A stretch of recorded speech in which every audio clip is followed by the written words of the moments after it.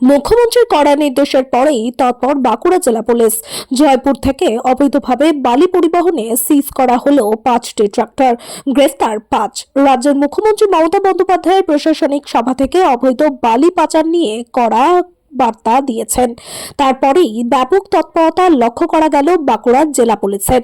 গতকাল জয়পুর থানা এলাকা থেকে বৈধ নথি ছাড়া বালি পরিবহন করা 5টি ট্রাক্টর সিজ করে জয়পুর থানার পুলিশ। পাশাপাশি গ্রেফতার করা হয় ওই বালি পরিবহন করা 5জন চালককে।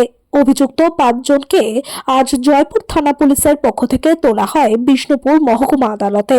বিষ্ণুপুরের এসডিপিও সুপ্রকাশ দাস জানান, গতকাল জয়পুর থানার জুজুর সংলগ্ন দ্বারকেশ্বর নদীর একটি বৈধ বালি খাদান থেকে অবৈধভাবে 5টি ট্রাক্টর জয়পুরের দিকে আসছিল। ঠিক তখনই পুলিশি নাকা চেকিংয়ে কর্মরত অফিসাররা ওই বালি গাড়িগুলোর কাছ থেকে বৈধ নথি চাইলে তারা দেখাতে পারেনি, যে কারণেই 5টি ট্রাক্টর সিজ করা হয়েছে এবং 5জন চালককে গ্রেফতার করা হয়েছে।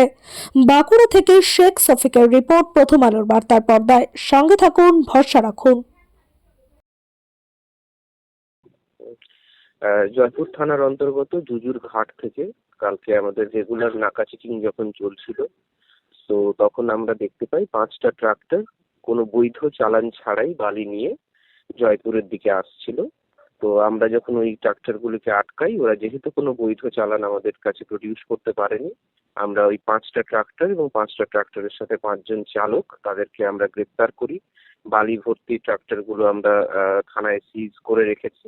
দুটো স্পেসিফিক কেস এটার এগেনস্টে হয়েছে। আজকে অভিযুক্ত যে ট্রাক্টর চালক যারা আছেন 5জন, তাদেরকে থানায় কোর্টে পাঠানো হয়েছে।